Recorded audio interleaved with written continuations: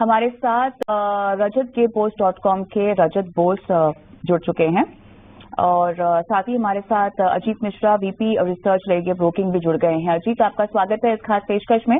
और चलिए, तो बाजार की चाल में अब और आज के सत्र में कितनी तेजी हमें देखने को मिल सकती है? 26,000 के पार होल्ड करने पर या एक कौन सा अहम लेवल होगा, वहां तक अगर बाजार पहुंचा तो उसके बाद तेजी हमें लगातार दिखाई देगी? Good morning. और देखिए कविता, यहाँ पे 26,000 के लेवल साइकोलॉजिकल हर्डल था, 2 दिन हमने वहाँ पे स्पेंड कर दिया और आज हम देख रहे हैं कि मॉर्निंग से ही टोन पॉजिटिव है। आप 26,000 को स्ट्रांगली होल्ड कर रहे हैं। तो मुझे लगता है कि बीइंग एक्सपायरी डे तो शायद आपको 26,200 नेक्स्ट एक हर्डल आपको देखने को मिल सकता है, जो कि करीब यहाँ से अभी भी 120 पॉइंट और ऊपर इंडेक्स के लिए रहेगा। और इंट्राडे में मेरे हिसाब से 26,000 जो कि पहले रेजिस्टेंस के रैक कर रहा था, वो अभी सपोर्ट के रैक करेगा। तो 26,200 की ब्रॉडली रेंज आप एंटिसिपेट कर सकते हैं इंडेक्स में। बट यस, यहाँ थोड़ा सा स्टॉक सिलेक्शन ट्रिकी हो गया है, कंसिडरिंग कि बहुत स्ट्रांग मूव देखा है हमने across the board, barring IT जहाँ पे कि थोड़ा सा अभी बैकफुट पे है। तो स्टॉक सिलेक्शन थोड़ा सा ज्यादा उस पर फोकस करें और मार्केट का टोन पॉजिटिव है तो बाय एंड डिप्स डेफिनेटली बने रहे। तो फिलहाल बाजार से संकेत बेहतर है। थैंक यू प्रशांत। तो प्रशांत देखिए, यहाँ पे न्यू इंडिया इंश्योरेंस में तो यही दिख रहा है कि जैसा आपने भी बताया 6-8 महीने से कुछ खास प्राइस एक्शन देखने को नहीं मिला। तो इन अ वे ये पॉजिटिव है कि कोई एटलीस्ट डाउन साइड भी ज्यादा मेजर देखने को नहीं मिला है। स्टॉक करीब 220 से लेकर 300 के एक बैंड में ये होवर कर रहा है और जितनी बार भी हम देख रहे हैं कि 220 के जोन के पास आता है तो वहां पे आपको बाइंग इंटरेस्ट इमर्ज होते हुए नजर आता है।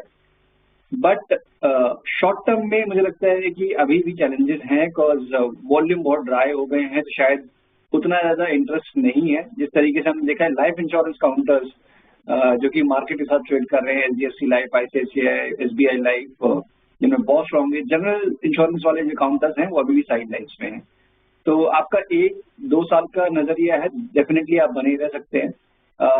मेरे हिसाब से 200 के नीचे आने के बाद ये बायर्स दोबारा से शिफ्ट हो जाएगा फ्रॉम साइडवेज टू नेगेटिव। तो एटलीस्ट आप इन्वेस्टर हैं तब भी मैं कहूंगा कि इस लेवल को जरूर ध्यान रखें। और ऊपर पे जब भी आप 235-40 को 260-65 को जब भी आप क्रॉस करके सस्टेन करेंगे तब एक नई ट्रेजेक्टरी के लिए स्टॉक ओपन हो जाएगा। तब 350-400 तक के लेवल्स आप एंटिसिपेट कर सकते हैं। तो अभी के लिए तो बने रहिए, 200 का ध्यान रखिएगा। अगर जब तक वो ब्रेक नहीं होता है तब तक आप बने रह सकते हैं एनबीसीसी में। बट मेरी रिकमेंडेशन होगी कि आपको बेटर लेवल्स मिल सकते हैं एंट्री के। आपने हायर लेवल्स पे एंटर किया है, ऑलमोस्ट रिकॉर्ड हाई पे आपने एंटर किया है। तो एक नॉर्मल रिट्रेसमेंट जो कि अक्रॉस द PSU पैक हम देखने को मिल रहा है, वही यहाँ पे भी आपको स्टॉक पे हावी है। और दिख रहा है कि शायद और अभी आने वाले दिनों में करीब 150-55 तक के लेवल्स आपको दिखा दे। थोड़ा सा पोजीशन यहाँ पे रिड्यूस कर सकते हैं आप और लोअर लेवल्स पे करीब 150 के पास आता है, वहां पे आप इसको री एंटर कर सकते हैं अपनी long term point of view. राय है NBCC पर। आगे बढ़ते हैं। गीता ने व्हाट्सएप पर दिल्ली से एक सवाल भेजा है इरकॉन इंटरनेशनल पर। उनके पास कुछ शेयर है, उन्होंने क्वांटिटी तो नहीं भेजी लेकिन 319 रुपए के आसपास उन्होंने खरीदे हैं, जो अभी 225 के आसपास है। तो थोड़ा सा नुकसान इस पोजीशन पर उनको हुआ है। इरकॉन इंटरनेशनल, अजित क्या राय रहेगी इस स्टॉक पर? देखिए जैसे कि हम बात कर रहे थे कि PSU as a pack across the board, चाहे वो रेलवेज हो, डिफेंस हो, PSU बैंक्स हो या फिर अदरवाइज जो भी PSU एंटिटीज है, सब में ही हमने एक ग्रेजुअल डिक्लाइन देख रहे हैं। तो उसमें इरकॉन में भी एक स्ट्रॉन्ग रिप्लेसमेंट 360 से 340 से करीब 220 तक के लेवल्स ऑलरेडी आ चुके हैं। डाउन साइड थोड़ा सा कैप लगता है मुझे कि अब जो ये बेस जहाँ पे कि लास्ट टाइम इसने कंसोलिडेट करके रिकवरी दिखाई थी या तेजी दिखाई थी, वो करीब 210 से लेकर 205 का जो जोन है उस एरिया में था। तो अभी भी यस, तब भी 10% आप कहेंगे कि यस डिक्लाइन बचा हुआ है या पॉसिबल है। तो ये ध्यान में रखते हुए ज्यादा एग्रेसिव पोजीशंस यहाँ पर रिकमेंडेशन नहीं होगी। इनफैक्ट अगर आप शॉर्ट टर्म का अगर नजरिया रखते हैं 218 का एक स्टॉप लॉस जरूर मेंटेन करें और रिकवरी के केस में 250 से 55 का जो एरिया है वो रेजिस्टेंस को रेक्ट करेगा, तो वहां पे आप रिड्यूस करने के बारे में सोच सकते हैं।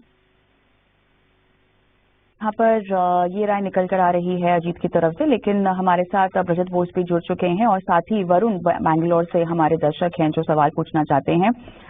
बताइए Varun. Garden reach builders stock अभी 1700 के आसपास है, तो काफी नुकसान, पोजीशन साइज कम है लेकिन फिर भी नुकसान तो काफी ज्यादा है। इस पर ही राय ले लेते हैं। अजित, आपसे पूछना चाहूंगी, गार्डन रीच बिल्डर्स क्या राय रहेगी इस स्टॉक पर? तो बिल्कुल अशिषा, देखिए जैसा कि आपने बताया कि काफी शार्प डिक्लाइन देखने को मिला है स्टॉक में, 2800 से आज 1700 के लेवल्स पे आ चुके हैं और अभी भी थमता हुआ नजर नहीं आ रहा है। कल बीच में कुछ अटेम्प्ट हुए थे रिकवरी के जो कि अगेन फेड आउट हो रहे हैं। तो ये मान के चलिए कि अगर आप 1670 को दोबारा से ब्रेक करते हैं तो फिर 1500 तक के लेवल जो कि लॉन्ग टर्म एवरेजेस है उनके पास जाके शायद ये स्टॉक आपको थमता हुआ नजर आएगा। और वो कहीं ना कहीं एक रिट्रेसमेंट भी जो कि 600 से मूव शुरू हुआ था 250 तक गए थे, तो almost 50% of that entire move वो कहीं वहां पे जाके आपका खत्म होता है। तो अगर लंबी अवधि का नजरिया है, कम क्वांटिटी है, आप बने रह सकते हैं। 1500 के नीचे स्टॉक के चांसेस कम है। रिकवरी के केस में 1850 पहला हर्डल होगा, जब वो ब्रेक करेंगे तब जाके थोड़ा सा मोमेंटम देखने को मिल सकता है स्टॉक में। तो लंबी अवधि के हिसाब से अगर आप हैं तो बने रह सकते हैं। सही, आपको थोड़ा सा लंबा रखना होगा और उसके पीछे क्या क्या फैक्टर्स हैं आपको अजीत ने बताए। लेकिन उमेश प्रजापति साहब मेरे साथ फोन लाइन पर हैं। उमेश जी नमस्कार, गुड मॉर्निंग, कहाँ से बोल रहे हैं सर? नमस्कार madam, thank you so much for taking my call. जी धन्यवाद सर सवाल भेजने के लिए, बताइए। Madam, shipping corporation of India land and asset. बिल्कुल सर। बिल्कुल प्रशांत, देखिए मनापुरम पहला डिस्क्लोजर आज ही हमने एक अपनी इन्वेस्टमेंट रिकमेंडेशन रिलीज की जिसमें कि हमने, अगर गलत नहीं तो 260-65 का एक टारगेट रेंज रिकमेंड किया है, करीब 30% का upside in the current levels. Definitely हमारा व्यू यहाँ पे पॉजिटिव साइड पर है। Considering both fundamental and technical factors, stock अपने रिकॉर्ड हाइस पर है, सेकेंड लार्जेस्ट आपका गोल्ड फाइनेंसर है। उसके अलावा भी इन्होंने काफी ज्यादा डाइवर्सिफाई किया है अपने बिजनेस को, और जो चैलेंजेस आ रहे थे उनको बैंकिंग की तरफ से, वो सारे फैक्टर्स थोड़े से सबसाइड हुए हैं। बिकॉज वो भी बैंक अपना गोल्ड फाइनेंसिंग में आए थे, तो वो कुछ एक चैलेंजेस थे कुछ टाइम के लिए।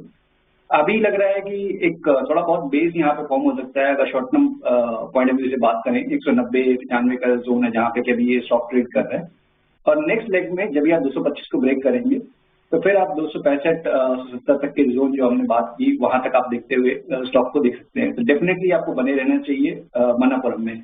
अब आते हैं एमजीएल में। देखिए एमजीएल में भी एक अच्छी चीज ये है कि with in the gas distribution space ये स्टॉक आउट परफॉर्म कर रहा है। जहां पे गुजरात गैस, आईजीएल, यहाँ हायर लेवल प्रॉफिट टेकिंग देखने को मिल रही है। ये स्टॉक अपने रिकॉर्ड हाइस के पास बना हुआ है।